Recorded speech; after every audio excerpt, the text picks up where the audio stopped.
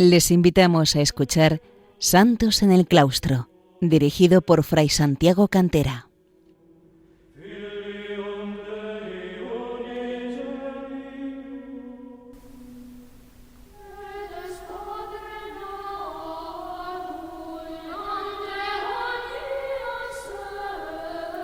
Bienvenidos, queridos oyentes de Radio María, a un nuevo programa de Santos en el Claustro, el programa en el que entre mi hermana Margarita y yo vamos desgranando la vida de santos y santas que han brillado en la vida monástica a lo largo de los siglos, desde el siglo IV fundamentalmente hasta nuestros días.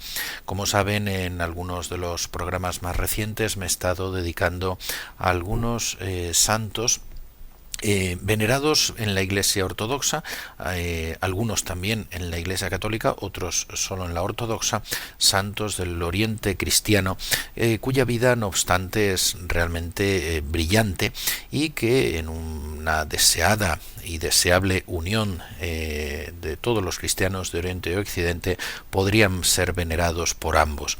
El último programa dedicado a estos santos del Oriente bizantino y ruso en concreto lo dediqué al santo Moisés de Optina y hablé del monasterio, la Laura, el monasterio de Optina u Optino en Rusia, que en el siglo XIX tuvo un importantísimo desarrollo espiritual con una proyección que se extendió a toda Rusia y en general a todo el Oriente ortodoxo, pero de un modo especialísimo a Rusia.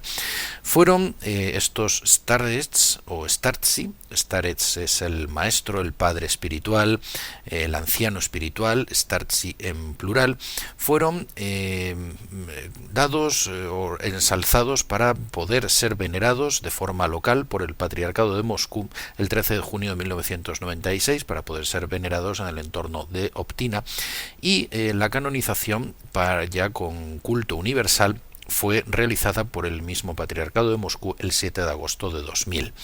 En el anterior hablé de quien había sido el primer igúmeno propiamente destacado, abad, que fue Moisés de Optina. Hoy me voy a fijar ahora en el starets Leónidas, que se llamó en el siglo Lev Danilovich Nagolkine. Había nacido en Karatsev, en el gobierno de Oral, en el año 1768, en una familia humilde de la pequeña burguesía. Había recorrido toda Rusia, ya en sus años jóvenes, como representante de comercio, lo cual le proporciona una gran experiencia sobre la condición humana y las diversas condiciones de la vida del mundo. No sabemos nada de su vida anterior a estos años, y cuando tenía 29, Lev Nagolkine ingresó como novicio en el monasterio de Optino u Optina, donde fundaría 30 años más tarde la tradición del startsestvo, es decir, de la paternidad espiritual. No se quedó mucho tiempo en un primer momento, ya que pasó también al monasterio, 2 años después, al monasterio de Belie Verega, y allí tomó el hábito, adoptando el nombre de Leónidas. Ya sabemos que sin cambiar normalmente la primera letra, la letra inicial, en el monacato bizantino la adopción de nuevos nombres con la toma de hábito y también en lo que se puede considerar el gran hábito, es decir, el rango supremo ya propiamente como un reconocimiento de santidad en vida con un compromiso fortísimo, se mantiene la letra inicial pero cambian de nombre. Poco después de esta toma de hábito y de pasar al pequeño hábito como monje, una propiamente también profesión temporal, ya una profesión entre temporal y solemne, ya propiamente solemne, fue ordenado sacerdote. Aquí tuvo su primer encuentro en esta época con el starets Teodoro, que cambiaría su vida por completo de cara al futuro. Teodoro era un discípulo de Paisio Belitskovsky, San Paisio Belitskovsky, venerado también como santo en el Oriente ortodoxo. Había escrito, Teodoro, había estado varios años en Moldavia, cerca del gran renovador del startsestvo, de Paisio Belitskovsky. Y habiendo vuelto a Rusia, igual que otros discípulos de San Paisio, Teodoro atrajo a cuantos quisieron aprender la gran tradición de la vida espiritual. En 1804, el padre Leónidas fue elegido igúmeno, es decir, abad, por los monjes del monasterio de Belie-Berega, y un año más tarde fue a vivir a su monasterio. Los dos monjes no volverían ya a separarse. En 1808 renunció al cargo de igúmeno, de abad, y se unió a Teodoro en su retiro buscando una vida más solitaria dedicada únicamente a la oración, una vida semieremítica. El starets Teodoro se hizo construir una celda a 2 kilómetros del monasterio en el bosque, y allí también se le unieron dos monjes más, Leónidas y Cleofás. Pero la gran fama del starets atraía a su eremitorio multitudes cada vez más numerosas, y abandonó el lugar para ir más al norte de Rusia. Los tres ermitaños vivieron de nuevo en una pequeña esquita en el monasterio de Balaam, en las tierras del norte de Rusia, en el lago Ládoga, que actualmente está experimentando un notable desarrollo, como hemos señalado en otros programas. Una esquita, también hemos dicho en otros programas, viene a ser un pequeño eremitorio, un pequeñísimo monasterio, en ocasiones de 2-3 monjes, podría extenderse hasta 10-12, el que se desarrolla una vida semieremítica. Sin embargo, los monjes acudían allí a pedir consejos espirituales, los monjes de Balaam, y pronto la celda de los tres startsi, esta esquita, se convirtió en un centro de vida espiritual, el gran centro de vida espiritual de Balaam o Balamo. Uno de los cenobitas, un santo hombre de vida austera, manifestó a los recién llegados su extrañeza al ver su serenidad de espíritu y su recogimiento a pesar de las continuas visitas y conversaciones. El padre Leónidas respondió que por amor al prójimo estaba dispuesto a hablar 2 días seguidos si ello fuera necesario, sin causar la menor turbación a su vida de oración interior. Tan arraigada tenían esta vida interior. El abad o igúmeno de Balaam, temiendo que la influencia creciente de los startsi en el monasterio hiciera sombra a su autoridad, presentó una denuncia al metropolita de San Petersburgo. Siempre las peores persecuciones son las que nacen incluso del seno de la propia Iglesia, las envidias, los celos, las maledicencias.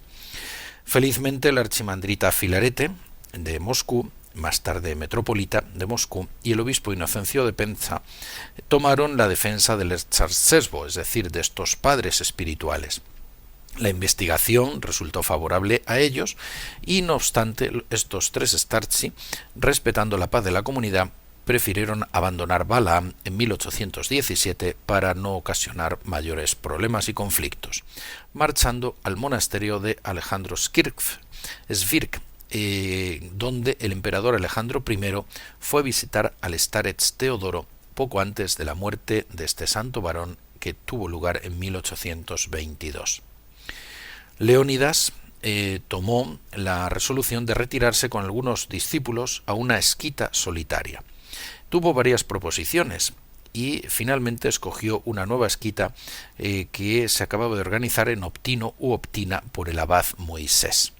Pero los hermanos de Svirk no querían separarse de los startsi y por este motivo no pudo realizar su proyecto hasta más tarde, en 1829. Entonces el padre, el starets Leónidas, acompañado de 6 discípulos, llegó por fin a Optino u Optina, donde destacaría como starets en el resto de su vida. La educación espiritual del starets Leónidas, el camino que le condujo a la perfección, nos son desconocidos propiamente. Queda constancia, eso sí, de su obediencia al starets Teodoro, como hemos señalado, que fue ilimitada, y hizo sus más grandes progresos durante el último año de vida de su starets Teodoro, y sobre todo después ya de la muerte de este. Suponemos que el starets Leónidas hablaba de su propia experiencia cuando le dijo a uno de sus discípulos: «Una gran desgracia, la muerte del que más amamos de entre los próximos, obliga a la persona probada así por Dios a rezar con todo su espíritu. Cada uno posee una fuente de oración, pero para alcanzarla es necesario un trabajo incesante de profundización, seguir a los padres, a menos que el taladro divino haga brotar la oración continua». Podría asegurarse que él, sin duda, practicaba esta oración interior e incesante a la que se aspira en el monacato oriental. Era muy alto, de una gran estatura, se mantenía siempre derecho y, a pesar de una obesidad enfermiza, el starets leonida tenía una forma de andar ligera y firme propia de una persona joven. Dotado de una gran fuerza física, era capaz de levantar hasta 12 pouds, casi 200 kilos de peso. Su cabeza recordaba la de un león, según se decía, con una melena gris amarilla, ojos grises de mirada penetrante y una expresión de fuerza intrépida, y a la vez una calma majestuosa que se desprendían de su persona. Su presencia comunicaba a todos los que le veían un sentimiento de tranquilidad, de paz, de alegría interior. Los disgustos, los pensamientos negativos se disipaban ante él y los corazones se abrían a Dios. Jamás se vio triste al starets leónidas. Ya saben que se dice un santo triste es un triste santo. Jamás se le vio triste, irritado o impaciente. Y su gran rectitud de espíritu no le permitía palabras llenas de piedad convencional. Se expresaba con un lenguaje popular muy sencillo y ameno, siempre también además con una pizca de humor. Daba la impresión de que trataba de disimular su superioridad moral y espiritual con bromas, él siempre humilde, para no turbar a los que se le acercaban.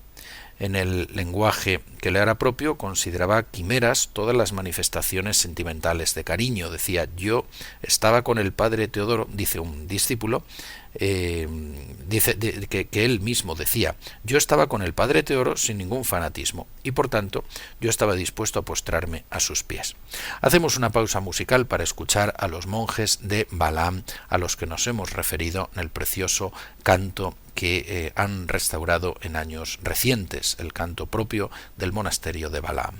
Господи, возвах Тебе, услыши мя,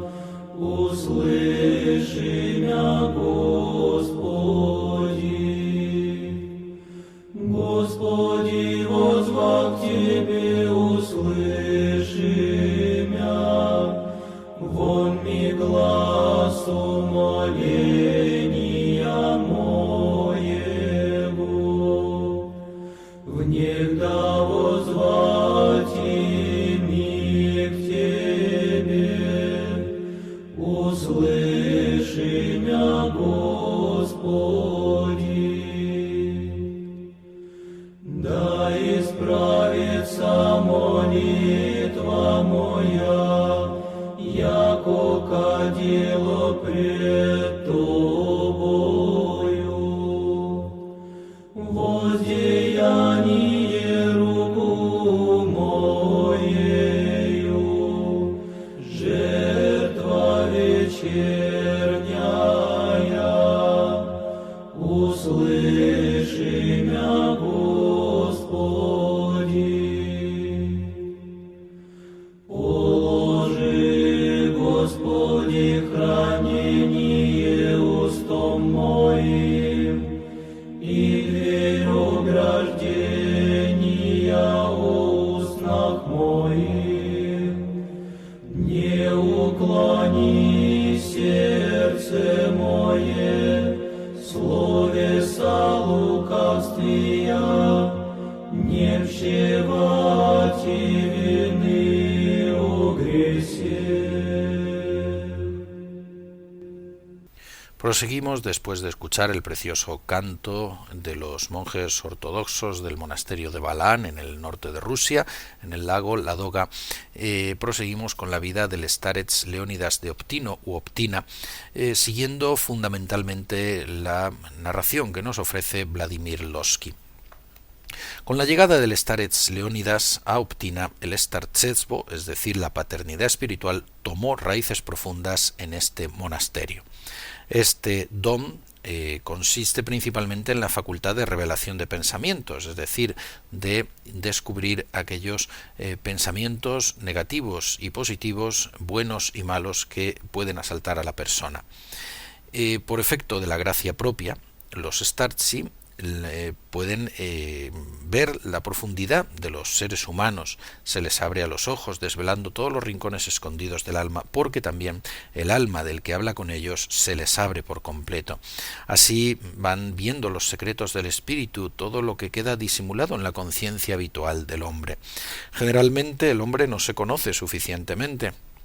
Decía el gran metropolita Filareto de Moscú, o Filareto: nuestras virtudes visibles pero irreales nos impiden luchar contra nuestros pecados invisibles y reales.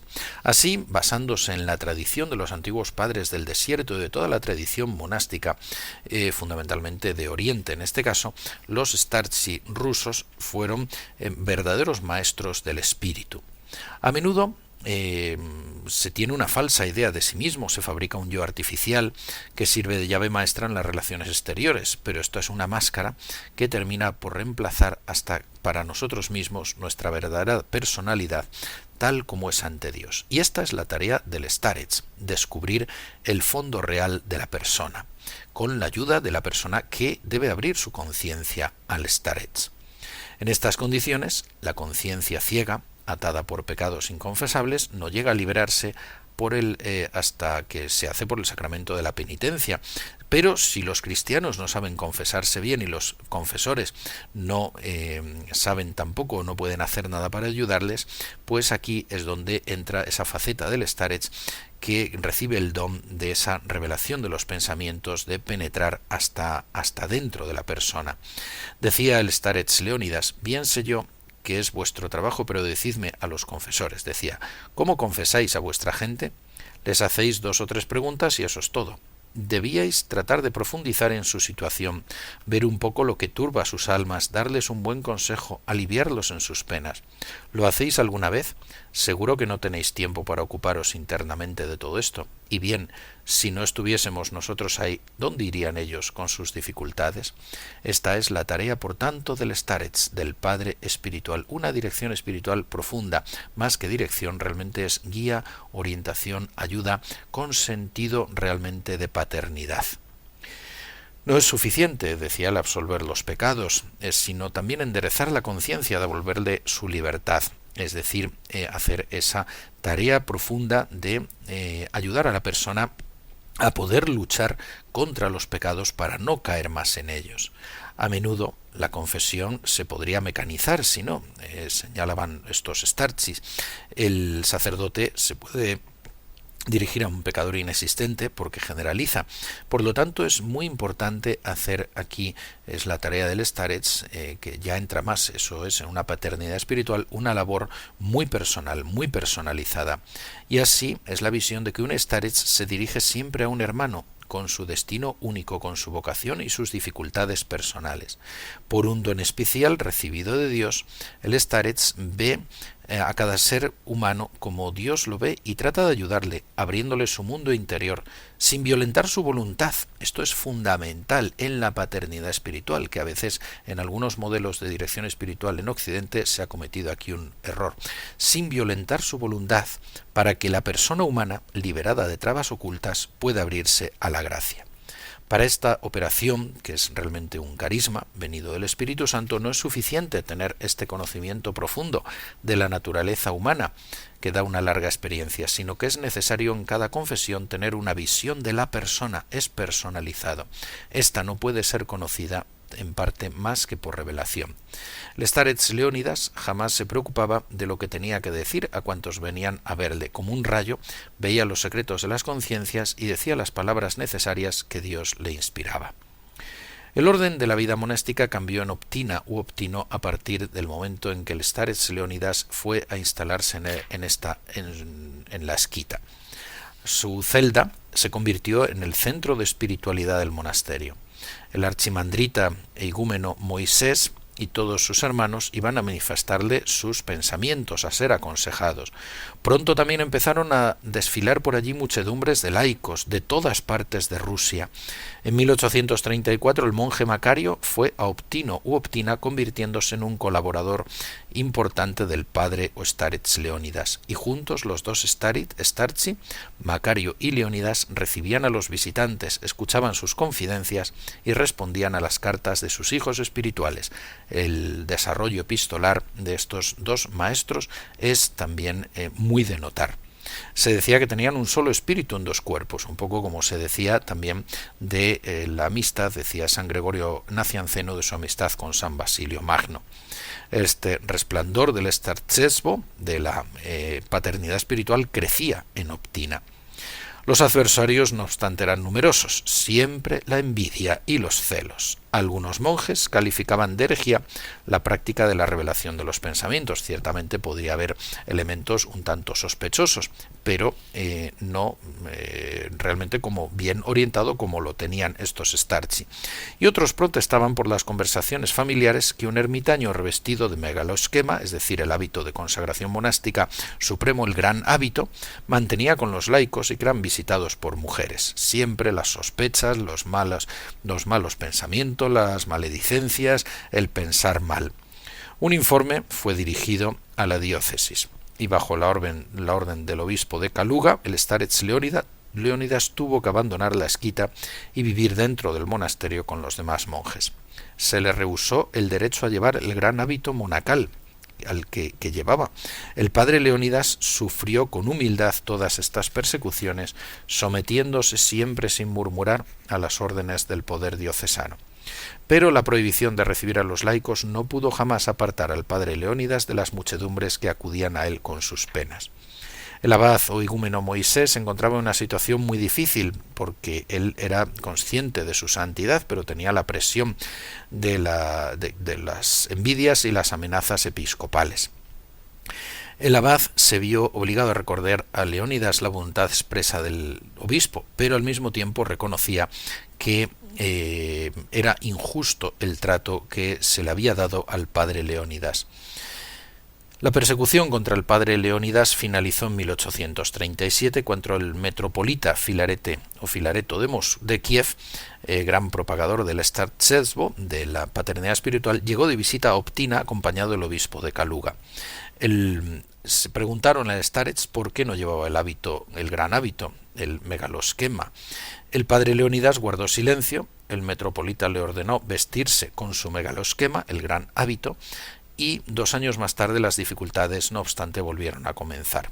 Se trasladó al padre Leónidas a otra celda, lejos de la puerta del monasterio, con el fin de aislarle de cualquier contacto con el pueblo.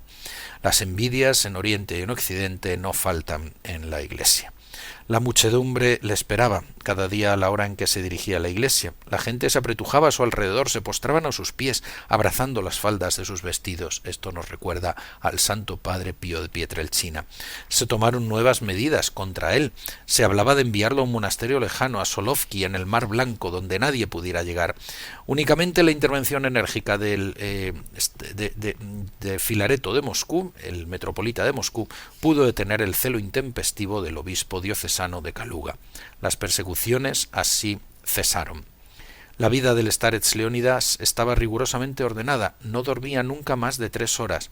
A las 2 de la mañana se levantaba para hacer sus oraciones, era el único tiempo libre que disponía. El resto de la jornada recibía a los visitantes sin interrumpir jamás su trabajo manual.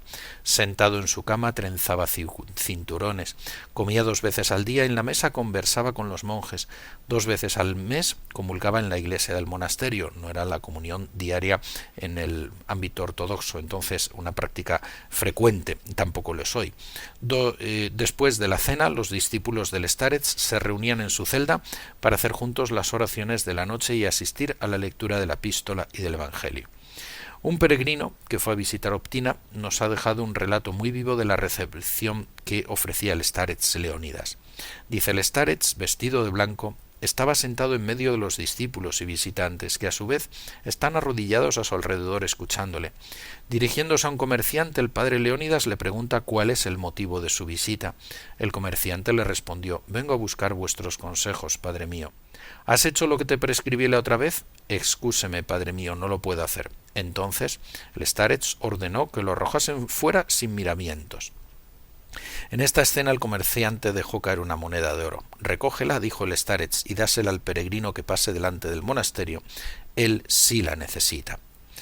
Dice también que el starets Leónidas, se dice, curaba a los enfermos, liberaba a los posesos, untándoles con el aceite bendito que había ardido ante el icono de la Virgen de Vladimir.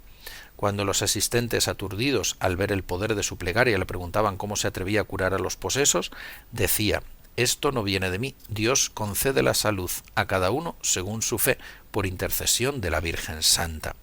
Frecuentemente enviaba a los enfermos a la tumba de San Mitrófano de Voroneje. A veces recobraban la salud yendo de camino y volvían a Optina para dar gracias a Dios y exaltar el poder que había concedido a su servidor. En 1841 comenzó a hablar ya de su próximo fin. Cayó gravemente enfermo en septiembre y a partir del día 28 de septiembre no pudo recibir ningún alimento salvo un poco de agua. Comulgaba entonces ya cada día y pedía a sus hermanos que rezaran para que el Señor aliviara sus sufrimientos. El 11 de octubre hizo el signo de la cruz diciendo: «Dios sea alabado, hoy recibí la gracia del Señor». A pesar de su sufrimiento, su rostro se volvía cada vez más luminoso, expresando una alegría indecible. Las campanas sonaron a vísperas, era la víspera de la fiesta de los padres del séptimo concilio ecuménico. Un novicio le dijo al starets: «Padre mío, seguro que escucharéis el final de este oficio allá arriba con los santos padres». Comenzaron a cantar las vísperas y el padre Leónidas miró por última vez el icono de Nuestra Señora de Vladimir, que no abandonó jamás y entregó su espíritu al Señor. Aquí concluimos la vida del starets Leónidas de Optina u Optino y como saben pueden escuchar de nuevo el programa si lo desean en el podcast y escribir si lo desean a santosenelclaustro@radiomaria.es. Que Dios les bendiga.